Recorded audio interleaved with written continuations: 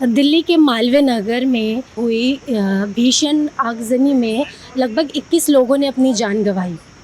लेकिन इस आगजनी की घटना के दौरान जब तक प्रशासनिक या फिर किसी और तरह की मदद घटनास्थल पर पहुंचती, एक पिता और उनके पुत्र ने लोगों की जान बचाने में इस तरह से सूझबूझ और अपने दुकान का सामान का इस्तेमाल किया कि उन्होंने लगभग 10 से 12 लोगों की जान प्रशासनिक मदद पहुंचने से पहले ही कर दी थी। आज हम बात करेंगे रियाजुद्दीन और उनके बेटे अरमान से, जो मालवीय नगर में पिछले 45 साल से एक गद्दे की दुकान चला रहे हैं।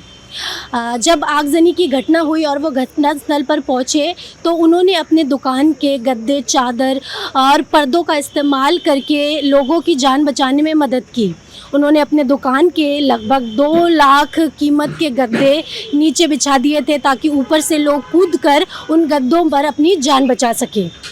अरमान जी, क्योंकि सर ने मुझे बताया कि अभी किस तरह का सिचुएशन है, लगातार आप लोग किस तरह से लोगों से मिल रहे हैं, आपको ऑनर किया जा रहा है। मैं चाहती हूँ आप थोड़ा सा हमें उस दिन का बताएं कि आपको कब पता चला, क्योंकि बिल्कुल सुबह की घटना है और शायद आपका तब तक दुकान भी नहीं खोला था, आप लोगों ने घर पे ही थे।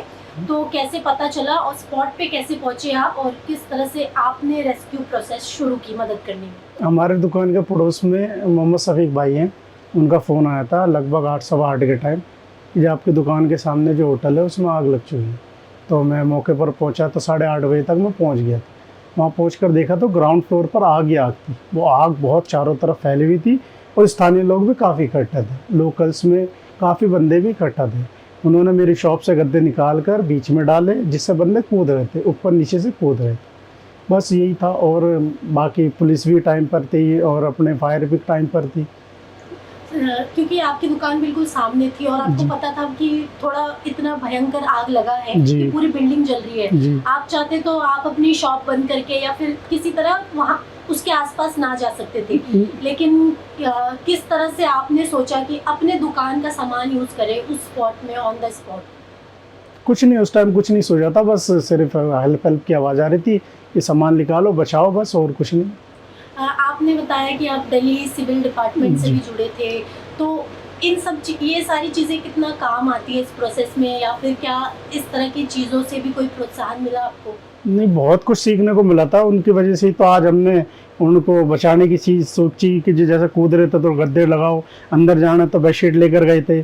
मैं तो ग्राउंड फ्लोर तक गया था, बाकी स्थानीय लोग काफ़ी अंदर अंदर तक गए थे, फ्लोर पर भी चढ़े, सेकंड थर्ड लेकर भी आए थे अंदर से। काफ़ी लोकल्स भी बहुत बंदे थे, अपने ओजरानी गांव के 5-6 लड़के थे। अब सोशल मीडिया में एक तरह से देखा जा सकता है कि लोग सरकार और अधिकारियों के सामने भी ये बात रख रहे हैं कि जिस तरह से उनको बिजनेस में लॉस हुआ है, सरकार और प्रशासन को आगे आकर उनकी मदद करनी चाहिए। तो हम उनसे बातचीत में जानेंगे कि अभी तक उनको किस तरह की मदद सरकार या प्रशासन से मिली है, किस तरह से लोग अब आपको अप्रोच कर रहे हैं सम्मान के लिए या फिर किसी भी तरह की फाइनेंशियल मदद के लिए। देखिए, लोगों की तरफ से हमें बहुत बहुत अच्छी बातें मिल रही हैं सुनने को। बड़े बड़े लोग चाह रहे हैं कि भाई हम आपसे मुलाकात करें। जहाँ रहे सवाल सरकार का या हमारे ज़िम्मेदार लोगों का, अधिकारियों का, उनमें से हमारे पास ऐसा कोई नहीं आया है और ना ही हमसे किसी तरह की उन्होंने खबर दी है या हमारी कोई खैर खबर ली है अभी तक। सरकार से, प्रशासन से अभी तक किसी तरह की कोई आपको कांटेक्ट नहीं किया? नहीं, हमारे पास अभी कोई प्रशासन से, सरकार से कोई इस तरह का मैटर नहीं आया हमारे सामने जो हमारे हालचाल जानने हुआ है या हमारा कोई नुकसान के बारे में वो बात करने आए। सर, क्योंकि अभी हमने देखा कि कुछ समय पहले जो साकेत हाई कोर्ट के एडवोकेट है वीरेंद्र सिंह, उन्होंने आपकी फाइनेंशियल तौर पे सहायता की जो वो और उनके समाज कर सकते हैं, या फिर कांग्रेस के कुछ लोगों ने आपसे मुलाकात की और लगातार जिस तरह से आपके समाज या अन्य समाज से लोग आपसे मिलना चाहते हैं, मिल भी रहे हैं। तो कौन कौन अब तक आपसे मिल चुका है, किस तरह की गैदरिंग्स में आपको बुलाया जा रहा है?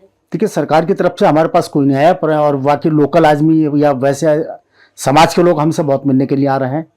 उनकी तरफ से हमें कोई दिक्कत नहीं, कोई शिकायत नहीं। बाकी हमें तो यही कि भाई गवर्नमेंट हमसे आन करके मिले, हमारा जो नुकसान हुआ है उसका हमारी भरपाई करे, हम दोबारा से अपना कार्य तो करके खड़े हो जाएं, करने के लिए खड़े हो जाएं, क्योंकि हमारा काफ़ी नुकसान हुआ इसमें। सर, अगर आप हमको थोड़ा सा पीछे ले जाएं, क्योंकि आपने बताया 45 साल से लगभग आप लोगों की दुकान यहाँ पे है, तो आप दिल्ली के निवासी हैं या फिर प्रवासी हैं? किस तरह से जो मंसूरी कॉटन शॉप आपका नाम से चलता है वो किस तरह से शुरू हुई लेगेसी? देखिए हम यहाँ 45 साल से हैं। यहाँ पर हम पीछे ज़िला संबल उत्तर प्रदेश के रहने वाले हैं और वहाँ से आकर के यहाँ हमने काम स्टार्ट किया। हमें 45 साल इसी जगह पर हो गए। सर अभी किस तरह का रिस्पांस आपके पड़ोसियों से या परिवार के लोगों का भी है कि लगातार इतना सम्मान आपको मिल रहा है? और ज़्यादातर लोगों का कहना यही है आसपास भी और सोशल मीडिया में भी जो चल रहा है कि लोग आपसे बहुत इंस्पायर है कि उस मोमेंट में बिना बिजनेस का आपने सोचे, अपने सामान का सोचे, हेल्प किया। तो आपके आसपास किस तरह का माहौल है लोगों का? देखिए माहौल क्या है, वो यही शुक्राना अदा कर रहे हैं कि अगर हम टाइम से नहीं पहुँचते या इतना हम हेल्प नहीं करते तो वहाँ काफ़ी बड़ा नुकसान होता। फिर पुलिस प्रशासन भी टाइम से आ गया और फायर ब्रिगेड भी टाइम से आ गया। फायर ब्रिगेड टाइम से नहीं आती तो वहाँ बहुत बड़ा हादसा होता। काफ़ी लोग फिर हताहत होते उसमें फिर बहुत मुश्किल होता इतनी हेल्प करने के लिए। किसी तरह का फाइनेंशियल हेल्प आपको लोगों से मिल रहा है ताकि जो भी नुकसान हुआ है और आपने कहा सरकार की तरफ से कोई अभी मदद नहीं आया है तो किसी तरह का मदद लोकल लोग आपको कर रहे हैं या फिर जो आसपास आपके लोग अभी तक आपसे मुलाकात कर? नहीं देखिए हमने लोकल लोगों से तो मना करते कि हमें आपकी हेल्प की ज़रूरत नहीं है, हमें तो एक सरकार से चाहिए। क्योंकि हमने जो काम किया है समाज के लिए किया और इंसानियत के लिए किया है। हमने कोई पैसा देखा नहीं, अपना माल देखा नहीं, अपनी जान देखी। हमने समाज और इंसानियत को हमने जागरूकता पेश की है कि भाई समाज में ऐसा होना चाहिए, उस तरह से लोग आगे कदम बढ़ाएं तो बड़ी अच्छी बात है। घटना के बाद से रियाजुद्दीन अरमान और उस दौरान राहत एवं बचाव कार्य में जुटे सभी लोग इलाके के हीरो बन गए हैं। उन्होंने अपनी सूझबूझ, बहादुरी और तत्परता से कई लोगों की जान बचाई।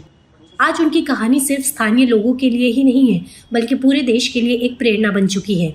उनका साहस यह संदेश देता है कि आपात स्थिति में उस समय पर उठाया गया एक कदम कई जिंदगियां बचा सकता है। सर उनकी मदद को आप किस तरह से देखते हैं कि जिस तरह से उन्होंने अपनी दुकान के सामान यूज़ करके लोगों की जान बचाने में हेल्प की? बेटा वो एक अच्छा कदम उठाया उसने, इसमें मैं कुछ चीज़ को नहीं कह रहा। यहाँ सब ने अपने अपने हिसाब से अच्छा काम किया। लोग अंदर तक घुस गए। इनके 20-30-40 गद्दे थे इनके पास, इन्होंने वो वहाँ दिए लोगों को। 20-30 गद्दे इन्होंने बिछाए, इसमें कोई वो नहीं है। और उससे 8-7-10 लोग बचे भी हैं जो कूदे ऊपर से, तो बचे हैं। इसमें कोई झूठ नहीं है। प्रशंसा और सम्मान के बीच अब आम लोग भी मंसूरी परिवार की मदद के लिए आगे आने लगे हैं। सरकारी सहायता मिलने से पहले ही अधिवक्ता वीरेंद्र कसाना ने सरदार पटेल सेवा दल संस्था के सदस्यों के साथ मिलकर रियाजुद्दीन और उनके परिवार को 1 लाख रुपए की आर्थिक सहायता दी। हालांकि आर्थिक मदद देने के साथ साथ वीरेंद्र कसाना ने इस मामले में सरकार की भूमिका पर भी सवाल उठाए। उनका कहना है कि इतनी बड़ी बहादुरी दिखाने और कई लोगों की जान बचाने के बावजूद अब तक सरकार की ओर से परिवार को कोई ठोस सहायता नहीं मिली है। सर पहले मैं आपसे यही जानना चाहूँगी कि जो मालवीय नगर अग्निकांड है उसके बाद जिस तरह से आप रियाजुद्दीन और उनकी फैमिली को मदद करने के लिए पहुँचे, तो पहले तो आपको इस परिवार के बारे में किस तरह से पता चला, और पता भी चला तो आपने किस तरह से सोचा कि उनको इस तरह से एक फाइनेंशियल हेल्प आप कर सकते हैं, क्योंकि अभी तक सरकार की तरफ से भी किसी तरह की फाइनेंशियल हेल्प उनको मिली नहीं है। तो ये इनिशिएटिव आपने किस तरह से किया? देखिए, एक दिन पहले मैंने एक समाचार में टीवी चैनल के ऊपर देखा, वो कह रहे हैं कि मैंने मदद की और मेरा काफ़ी नुकसान उसमें हो गया। तो हमारी संस्था है सरदार पटेल सेवा दल, जिसके पैटर्न है रमेश गुप्ता जी।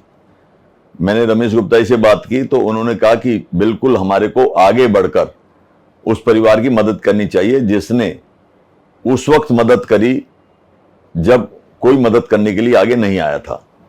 तो यही सोच के हमने सरदार पटेल सेवा दल संस्था की तरफ से उनको जाके आर्थिक मदद करी। और ये बड़ी छोटी मदद है।